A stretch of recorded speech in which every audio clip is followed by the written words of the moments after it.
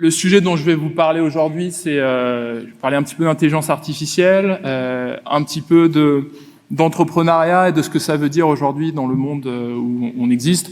Je donnerai peut-être quelques indications sur ce qu'on fait à Mistral, mais je vais faire un peu l'hypothèse que vous savez de quoi on parle en intelligence artificielle, parce que je suppose que vous êtes assez curieux. Et donc, voilà, mes 3 parties. Alors, j'ai pris la devise de Polytechnique, science, patrie et gloire. Patrie, science et gloire, pardon, c'est plutôt dans ce sens-là. Je vais plutôt commencer par la science.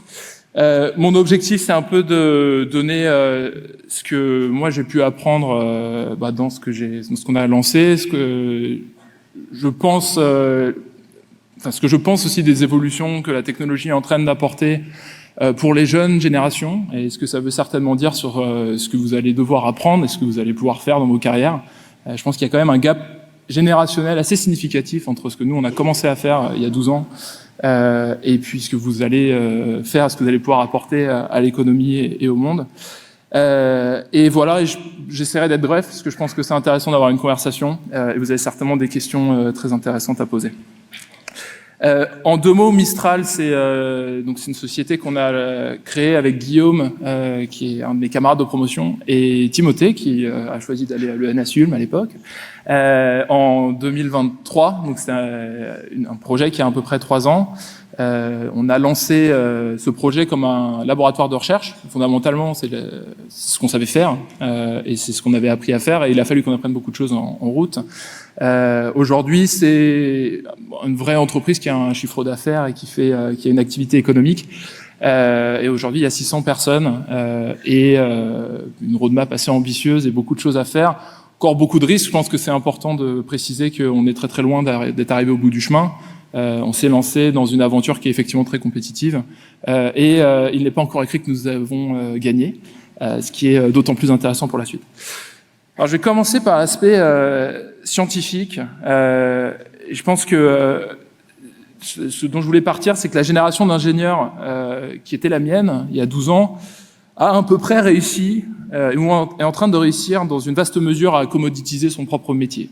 Ce que ça veut dire, c'est que fondamentalement, ce pourquoi on a été entraîné et ce qu'on a appris pendant nos études supérieures, c'est d'abord une capacité de synthèse, ce sont des capacités de calcul et de raisonnement, et c'est pour une grosse partie des capacités de développement logiciel qui sont en tout cas des choses que beaucoup d'entre vous utilisaient et que beaucoup d'entre nous utilisions il y a 12 ans.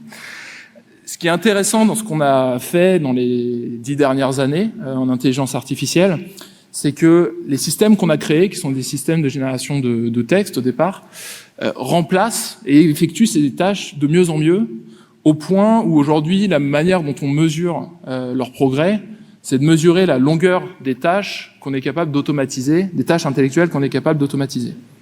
Ce qui est intéressant, c'est que à peu près tous les 6 mois, on a tendance à la doubler aujourd'hui. Une autre manière de regarder les gains de performance qu'on voit, c'est que depuis 2023, à peu près tous les ans, on peut considérer que les systèmes qu'on met en place gagnent 1 an de seniorité. Ce que ça veut dire, c'est que il y a beaucoup de tâches qui sont en cours de remplacement, qui vont devoir largement évoluer. Et ça s'applique d'abord aux professions d'ingénieurs et intellectuels. De manière intéressante, ça s'applique d'abord aux professions de développeurs logiciels, dans lesquelles on a fait énormément de progrès. Donc je dirais que c'est un challenge pour tout le monde. C'est en particulier un défi pour vous aussi, dans la mesure où les capacités qui ont un apport marginal par rapport à ce que la machine peut faire aujourd'hui sont assez différentes des capacités qu'on devait avoir il y a 12 ans. Il y a 12 ans, être un analyste financier, ça avait beaucoup de valeur. Être un développeur logiciel, en soi, ça avait déjà beaucoup de valeur. Aujourd'hui, en fait, grâce à la technologie, il nous est requis de monter à un niveau d'abstraction supplémentaire. C'est-à-dire que aujourd'hui, il y a 10 ans, on devait écrire du code pour faire des applications. Aujourd'hui, le vrai problème, c'est plutôt d'aller identifier le problème qu'on cherche à résoudre avec une application. Et les modèles de texte qu'on utilise sont à la fois utiles pour générer l'application, ils sont utiles pour la faire tourner, pour interagir avec les humains et changer d'interaction de machine, et ils sont également utiles pour générer l'interface, processer la data, etc. En fait, on a changé de paradigme, le logiciel entier se construit complètement différemment depuis 2 ans, et je pense que ça change beaucoup de choses dans tous les domaines.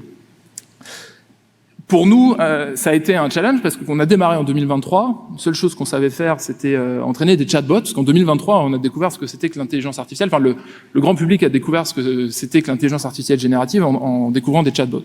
Et en fait, assez vite, tout le monde s'est rendu compte que c'était plus que des chatbots. En fait, c'est de plus en plus un système d'opération qui est capable d'interagir avec les systèmes d'information, de naviguer sur le web, d'interagir avec les ordinateurs, etc., qui est capable d'interagir avec les humains en créant de l'empathie avec eux, et qui est aussi capable de découvrir tout seul quel système mettre en place, quel procédé automatiser, etc. Donc on a une espèce de convergence et un changement complet de la manière dont on peut faire le logiciel, qui abaisse la barrière à l'entrée, en fait. Les capacités de synthèse, tout ce que moi j'ai pu apprendre quand j'étais à votre place, sont des choses qui sont toujours très utiles, dans la mesure où il est très utile pour manager des gens ou pour manager des machines, de comprendre ce qu'ils font. Et donc, un des sujets, qui est un sujet de l'éducation générale et qui est certainement vrai ici en particulier, c'est que il faut à la fois apprendre à se passer de l'intelligence artificielle pour comprendre comment les systèmes fonctionnent, il faut apprendre à l'utiliser, et d'une certaine manière, il faut aussi savoir faire complètement sans, dans la mesure où pour retenir les choses, pour apprendre les choses, pour développer vos capacités de raisonnement, le travail, je veux dire, manuel et sans ordinateur reste très important. Et donc, je dirais que si je regarde la science qu'on a construite dans les 3 dernières années, elle pose des sujets très méta à la science qui vient, dans la mesure où il faut la faire différemment. Il faut aujourd'hui s'équiper de l'intelligence artificielle pour découvrir plus rapidement des choses. On le voit en mathématiques en particulier, que ça permet de plus en plus d'accélérer les découvertes. Et donc, je ne prétends pas avoir de solution, mais je dirais que c'est une des choses que je regarderai attentivement aujourd'hui, en regardant les opportunités d'abord. C'est-à-dire que les systèmes d'intelligence artificielle, notamment ceux qui permettent de coder, ceux qui permettent d'apprendre, vous pouvez les utiliser, vous pouvez utiliser ceux de Mistral, mais il y a aussi ceux des Américains qui marchent assez bien, sont des choses qui vont permettre d'aller plus profondément dans les sujets et de vous équiper d'une petite équipe à votre disposition pour explorer les idées que vous voulez construire. Donc d'une certaine manière, ça promeut un nouveau type de cerveau, un type de cerveau qui est en fait beaucoup plus créatif. Et j'y reviendrai, les compétences requises, je pense, dans le monde qui arrive, sont il vaut le coup d'aller acquérir des compétences non techniques, comme tu l'as mentionné, Émeric. Voilà le sujet et le cadre global de la science aujourd'hui. Et je dirais que vous avez, d'un point de vue thématique, peut-être 3 grandes directions que vous pourriez prendre. Le premier, c'est que il est encore largement temps de travailler pour l'intelligence artificielle. On sait faire des systèmes qui raisonnent bien en mathématiques, qui appellent des outils, qui commencent à bien coder. On ne sait pas très bien faire des systèmes qui comprennent profondément les humains, des systèmes qui interagissent avec les simulateurs en physique, qui interagissent avec le monde réel, qui comprennent comment opérer des robots, qui comprennent la physique des matériaux, qui comprennent les biotechnologies, etc. Et donc en fait, ce en quoi on croit beaucoup à Mistral, et qui va nécessiter beaucoup de cerveaux humains dans les années qui viennent, c'est cette idée de pousser la frontière dans tous les domaines de la science, en s'écartant des choses qui étaient relativement évidentes et qui étaient assez biaisées par le fait que l'intelligence artificielle générative, ça a été construit par des informaticiens, et que le premier truc qu'ils ont regardé, c'est comment accélérer l'informatique. Il y a beaucoup d'opportunités aux intersections avec différentes disciplines. Et je dirais que c'est là où il y a le plus de choses à trouver, et c'est aussi là où il y a le plus de valeur à construire. Parce qu'on parle beaucoup de l'intelligence artificielle pour la santé, l'intelligence artificielle pour le climat. D'une certaine manière, c'est un petit peu du greenwashing à ce stade, parce que l'intelligence artificielle aujourd'hui, ça sert surtout à faire de la publicité, quoi. Et donc, nous, on est convaincus, et c'est notre modèle économique, c'est de servir l'industrie et d'accélérer l'industrie et le progrès technologique avec l'intelligence artificielle. Mais pour être honnête, il y a encore énormément de travail, et ça nécessite d'avoir une compréhension fine de ce que l'intelligence artificielle peut ou ne pas faire aujourd'hui, et de comment en améliorer les compétences. Par exemple, si vous voulez pousser les capacités d'un modèle en sciences des matériaux ou en physique quantique, il va falloir se lever tôt, il va falloir chercher de la donnée, trouver les simulateurs, mettre en place les environnements qui permettent de renforcer les systèmes. Et ça nécessite encore beaucoup de travail humain. Et il faut s'attendre à ce qu'au fur et à mesure qu'on progresse dans ces domaines, la spécialisation des modèles et la pénétration dans des domaines de plus en plus verticalisés continue à nécessiter beaucoup de capacités de réflexion humaine et de stratégisation là-dessus. Ça, c'est un premier sujet. Et donc, je dirais, pour travailler sur l'intelligence artificielle, la chose à faire, c'est évidemment de savoir développer, savoir comment ça fonctionne, mais aussi de s'intéresser à des problèmes qui ne sont pas des problèmes d'intelligence artificielle. Parce qu'au fond, on a la solution, mais il s'agit maintenant de trouver le problème. Et le problème du chatbot, finalement, c'est quand même pas le plus intéressant. Donc voilà ce que je peux dire sur si vous choisissez de travailler pour. Vous pouvez aussi travailler avec, et je pense que ça, c'est très intéressant. Toutes les entreprises, en particulier celles avec lesquelles on travaille, vont avoir des sujets dans les 10 années qui viennent de réorganisation profonde autour de procédés qui vont tourner différemment, autour de systèmes informationnels qui fonctionnent différemment, qui font que tout le monde dans l'entreprise va pouvoir comprendre ce qui se passe dans l'entreprise, ce qui était quand même assez difficile avant d'avoir des systèmes qui comprennent l'information à grande échelle. Et donc, ça veut dire que dans toutes les industries, il y a une opportunité de transformation, il y a une opportunité de changement, et ça, c'est autant de problèmes intéressants qui peuvent être adressés. Ça s'applique dans l'industrie, ça s'applique également dans les services publics, avec beaucoup de sujets qui sont des sujets structurels de population, par exemple, qui vont nécessiter de faire des gains en productivité, de faire des gains en qualité de service, notamment dans la santé. Et c'est autant de sujets sur lesquels, honnêtement, il manque vraiment beaucoup de compétences et où il y a énormément de choses à faire. Enfin, je dirais qu'il est tout à fait possible de travailler sans et d'aller s'intéresser à des sujets qui, justement, ne seront pas résolus par l'intelligence artificielle. Je pense qu'on a la chance, on a lancé cette entreprise en France, et en particulier, c'est parce que on ne croit pas complètement au technosolutionnisme que vous pouvez trouver dans l'ouest des États-Unis en particulier, qui consiste à penser que tous les problèmes du monde vont se résoudre avec l'intelligence artificielle générale. Alors c'est un concept qui est un petit peu trop simple pour être utilisable, mais c'est surtout un concept qui ne va pas aller résoudre les problèmes comme le réchauffement climatique. Il y a plutôt tendance à l'accroître, objectivement, et donc qui ne va pas résoudre également les problèmes de soins, de contact, de gestion des populations vieillissantes.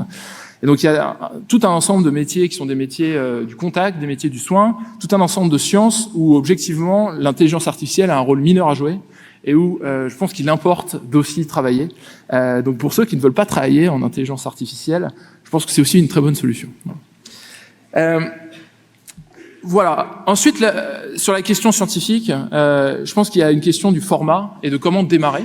Et je reviendrai sur l'entrepreneuriat un peu plus tard, mais le premier format, et c'est celui que j'ai conseillé, et si vous allez parler pour démarrer vos carrières avec des gens en leur demandant des conseils, vous constaterez qu'en général, ils auront tendance à recommander ce qu'ils ont fait eux. Et donc, moi, je ne saurais que vous recommander de faire une thèse, dans la mesure où c'est là où on apprend beaucoup de choses sur l'entrepreneuriat, notamment à mener des projets à bien, à les dessiner et aller jusqu'au bout, à galérer, parce que en réalité, le métier d'entrepreneur, c'est quand même en général 90% de galère et 10% de succès. Et donc cet aspect de pas y arriver, je pense que c'est quelque chose qu'on apprend très bien en thèse. Et donc c'est un endroit où il importe, où c'est un endroit qui est très intéressant pour apprendre. C'est un endroit où je pense que la puissance publique n'investit pas suffisamment, mais j'espère que ça changera. Vous pouvez aussi choisir de travailler dans une grande structure, ce qui est, je pense, intéressant dans la mesure où les transformations à mettre en œuvre pour maintenir la compétitivité, en particulier en Europe, sont très importantes. Et il va y avoir une course à la productivité, parce qu'en fait, tous les pays vont déployer l'intelligence artificielle pour changer leurs procédés, que ce soit dans les services financiers, dans les services de l'industrie, dans l'industrie, dans l'agriculture, dans la défense. Et donc, c'est autant d'endroits où vos compétences sont très utiles. Et enfin, vous pouvez choisir d'entreprendre. Alors moi, j'avais eu peur d'entreprendre en sortant de l'X, en considérant qu'il fallait que j'apprenne plus de choses. Je dirais que je l'ai pas regretté parce que objectivement la science, tout ce que j'ai pu faire avant, et je pense que tout ce que mes cofondateurs ont pu faire avant ont été très utiles dans ce qu'on a fait en entreprenant. Donc il est temps d'entreprendre à peu près à tout moment dans votre carrière.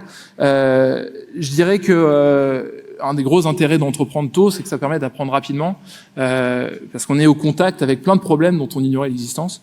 Vous allez apprendre des choses en juridique, vous allez apprendre des choses pour vendre, et c'est autant d'endroits où en fait la compétence est requise pour faire des choses intéressantes. Voilà, ça c'est sur l'aspect scientifique, et donc ce qui est en train de changer et ce que vous pouvez faire pour y participer.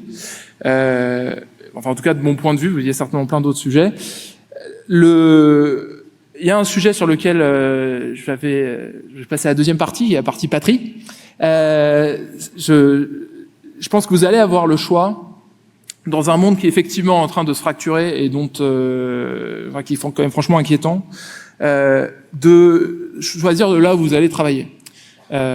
Et fondamentalement, l'intelligence artificielle en particulier, c'est un sujet qui est une importance colossale d'un point de vue stratégique et d'un point de vue de la souveraineté de et de la capacité des peuples à décider pour eux-mêmes.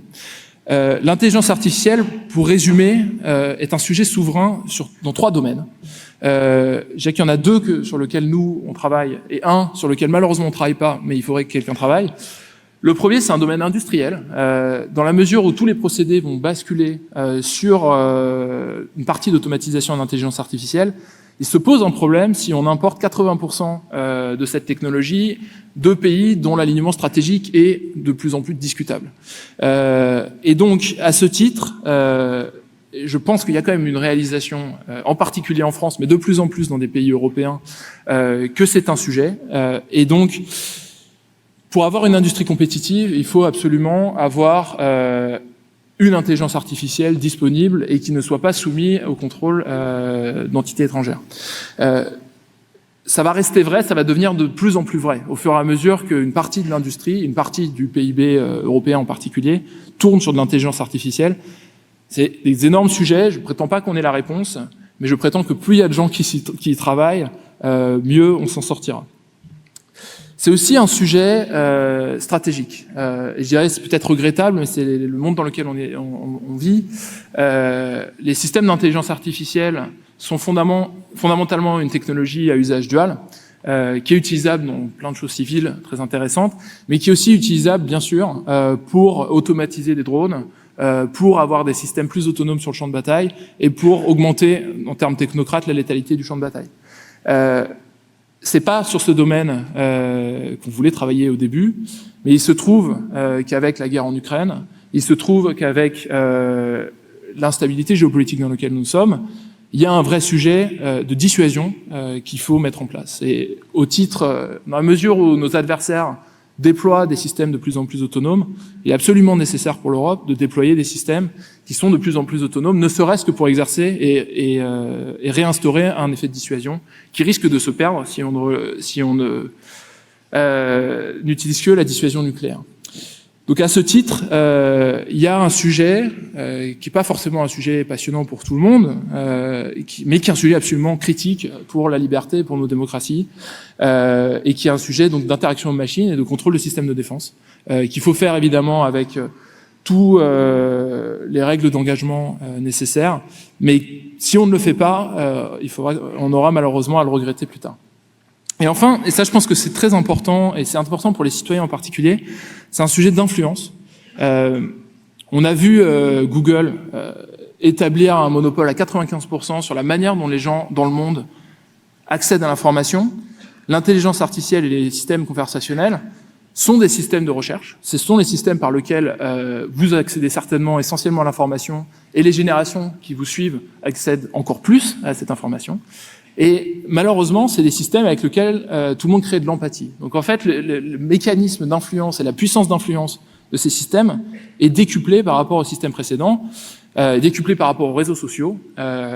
Et c'est quelque chose dont il faut se préoccuper, parce que si demain on est dans un monde où il y a 2 entités dans le monde qui possèdent les portails d'information, ça leur donne un pouvoir de contrôle de la pensée qui est largement excessif et qui ne va pas du tout, qui est pas du tout compatible avec le maintien de démocratie.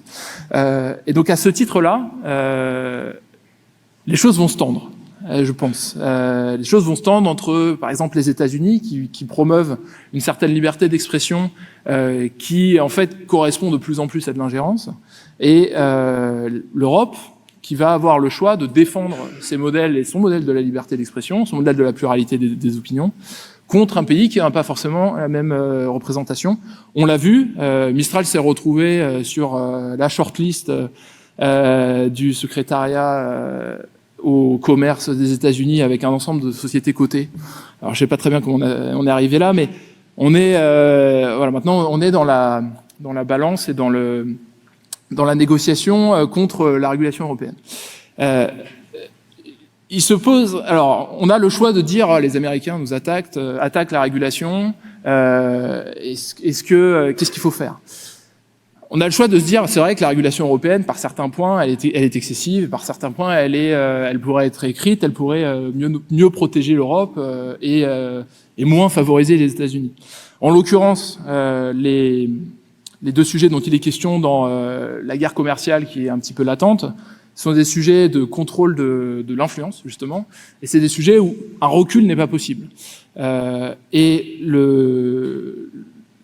Ce qu'il ne faudrait pas, et c'est un peu à craindre malheureusement, c'est que l'Europe se couche dans ce genre de situation et que les sociétés qui sont avec nous listées sur cette liste d'échange décident que c'est une excellente opportunité pour aller expliquer à la Commission européenne qu'il faudrait effectivement réduire les régulations. Je pense qu'il y a un vrai sujet de puissance en Europe. L'Europe peut être un continent puissant si elle choisit de le faire et si elle choisit de ne pas embrasser les récits qui sont essentiellement poussés outre-Atlantique de déclin. Ce qu'il ne faut absolument pas faire, c'est accélérer ce déclin en étant d'accord avec ce genre de récit. Donc moi j'ai souvent l'occasion de le dire parce que je pense que il y a ce qu'on appelle un effet de reflective market ou ce que les Français appellent la méthode Coué. Si on se dit qu'on va réussir, on a quand même beaucoup plus de chances de réussir. Et si on se dit qu'on va rater, si on se dit que pour entreprendre, il vaut mieux partir aux États-Unis parce que la situation sera plus favorable, en fait on contribue un petit peu au récit. Alors évidemment, c'est par plein d'aspects, et je pourrais y revenir, c'est beaucoup plus facile d'aller aux États-Unis, parce qu'il y a plein de sujets où c'est plus facile. Mais les opportunités en Europe sont immenses, notamment en termes de marché, notamment en termes de talent. Et en fait, c'est aussi une question d'être volontaire, c'est-à-dire qu'il faut, il y a un choix à faire. Est-ce que je choisis d'innover, de contribuer à la puissance du pays dans lequel je suis né, du pays dans lequel j'ai été éduqué, ou est-ce que je choisis d'apporter l'innovation? Et l'innovation, c'est le vecteur principal de puissance dans un autre pays qui n'est pas forcément aligné avec nos valeurs. Voilà, donc ça c'est sur la partie patrie. Alors j'espère que je suis pas allé un peu trop loin, mais on pourra avoir quelques discussions. C'est important moi j'ai l'occasion de le dire, ça devient vraiment adversarial. C'est-à-dire que la technologie aux États-Unis est conçue comme un vecteur de puissance et un vecteur de colonisation. Et donc, le concevoir comme tel, et concevoir son action, concevoir sa carrière un petit peu en fonction de ça pour essayer de renverser les rapports de force, je pense que, en tout cas moi, c'est une des choses qui a guidé mon action, qui a guidé l'action de mes cofondateurs, qui guide beaucoup d'employés à Mistral aussi. Et je pense que ce sont des réflexions que vous pourriez avoir. Voilà sur ce sujet. Je vais revenir un petit peu sur l'entrepreneuriat et ma troisième partie s'appelle gloire. Alors c'est pas vraiment la gloire, c'est plutôt sur les aspects assez peu glorieux de ce que c'est que l'entrepreneuriat. Et finalement, le fait que moi j'ai été surpris en démarrant ce métier, qu'en fait je ne savais rien faire. Et assez vite, moi ce que je savais faire c'est coder, je savais entraîner des modèles. Et en fait assez vite, si vous voulez entreprendre, la représentation et l'image d'Épinal qu'on en a, c'est que vous êtes dans un café et que vous êtes en train de coder. Mais en fait, si vous voulez aller vite et loin, vous allez avoir besoin de travailler avec des gens qui vont vous apporter du levier pour que vous fassiez autre chose. Et donc, le métier d'entrepreneur, que ce soit, et ça dépend pas tellement du poste, que ce soit CEO, que ce soit CTO ou directeur technique, en fait, c'est un métier qui très vite devient pas un métier technique, ça devient plutôt un métier où l'essentiel, c'est d'organiser. C'est d'avoir les bonnes relations extérieures, c'est de savoir vendre. Je ne savais pas vendre, et je pense que je ne sais toujours pas vendre. J'ai connu de grands vendeurs, j'ai recruté des grands vendeurs. C'est pas une tâche, c'est une tâche qui semble peut-être ingrate, mais en réalité, c'est quand même la tâche qui vous donne le plus de levier, Parce que c'est la tâche qui va créer du revenu et c'est la tâche qui va vous permettre de grossir. Donc pour faire de bons produits, il importe, et je pense que nous on l'a découvert, on a démarré Mistral en partant de la solution et en cherchant le problème. Je pense que c'est pas vraiment la bonne manière de faire en réalité, parce que c'est plus important et c'est plus utile de partir du problème, de revenir à la solution. Et pour ça, il va falloir aller parler avec des gens qui font des métiers différents. Il va falloir les convaincre qu'ils ont intérêt à acheter des choses que vous faites. Et donc ça, c'est difficile, c'est très pluridisciplinaire. Ça nécessite d'avoir une certaine psychologie, parce qu'il y a une grosse partie des transactions qui se font sur la base de la confiance. Ça, c'est des choses qui sont peu quantifiables. Ça nécessite d'avoir une bonne représentation de la finance et de l'économie, parce qu'au fond, il y a quand même une grosse partie d'alignement qui vient de la microéconomie et des sujets capitalistiques. Et puis, ça nécessite d'être patient et de savoir se prendre des claques, parce que très souvent, le client ou l'investisseur va vous dire que il trouve que ce que vous faites c'est nul. Et alors vous êtes toujours en situation de faiblesse quand vous êtes le vendeur, parce que en fait vous faites et vous vous fatiguez, et en face vous avez le critique. C'est beaucoup plus difficile de faire que de critiquer, et donc il faut vivre avec cette asymétrie et savoir être résilient, on va dire, pour utiliser un mot un petit peu bateau, quand les gens vous diront que ce que vous faites n'a aucun intérêt et qu'il faut itérer. Donc, une des choses importantes en entrepreneuriat, c'est de savoir vendre et c'est de savoir itérer si vous n'arrivez pas à vendre. Si vous n'arrivez pas à vendre, il y a un problème. Et je dirais que ça, voilà. Encore une fois, ça s'applique. Moi, ça s'est très vite appliqué à moi parce que le rôle de CEO en fait évolue très vite en dehors de la technique, en particulier quand on a des sujets de croissance importante. Mais en fait, maintenant, ça s'applique aussi à mes cofondateurs, qui sont des vendeurs de la boîte. C'est-à-dire que Timothée, CTO, Guillaume, Chief Scientist, un de leurs rôles, c'est un rôle de représentation, c'est un rôle de communication, et c'est un rôle de vendre, de comprendre ce que le client veut, et de l'adapter ensuite dans l'implémentation. Donc, ce qui est intéressant, c'est que on est passé, nous, d'un sujet qui est plutôt un sujet de recherche, un sujet qui est vastement un sujet industriel, où il y a de la création économique à faire, ou en plus de ça, c'est un sujet qui est à travers la chaîne de valeur de l'électricité jusqu'à l'application et jusqu'au service.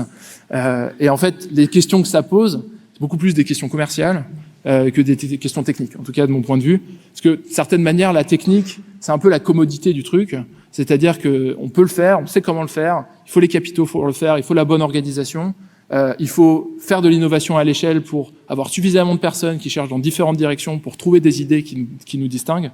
Mais au fond, c'est d'abord un problème organisationnel. Et ce que ça veut dire, c'est que la plus grande valeur en tant que personne, c'est votre capacité au lien, au relationnel et au fait de comprendre les gens et de les organiser si on vous demande de les organiser. Voilà ce que je peux dire. Tout ça, c'est des choses qui s'apprennent. C'est des choses qui s'apprennent quand même pas mal sur le tas. Et je dirais, c'est le plus passionnant, mais il faut s'attendre à ce que ce soit ça. Si vous entreprenez, c'est d'abord ça que vous allez apprendre à faire. Et c'est pas tellement coder ou faire des beaux produits ou ce genre de choses, parce qu'assez vite, en fait, il faut le déléguer. Et plus vous allez croître vite, plus il y a un peu cette frustration que les choses qui étaient intéressantes pour vous il y a 2 ans deviennent des choses que vous devez déléguer, parce que si vous essayez de les faire vous-même, vous allez le faire très mal. Donc voilà, ça c'était un peu un apprentissage difficile, parce que de mon point de vue, il y a encore beaucoup de choses à apprendre, et on essaye de le faire au fur et à mesure et de le faire dans le chaos ambiant, parce qu'il faut bien réaliser que une société qui est passée de 0 à 600 personnes en 3 ans, ça génère quand même pas mal de chaleur, dans la mesure où les organisations sont instables, les choses changent tous les 3-6 mois, les gens changent de manager, etc. Et donc il faut savoir vivre dans ce monde-là, mais c'est ce qui est le plus passionnant.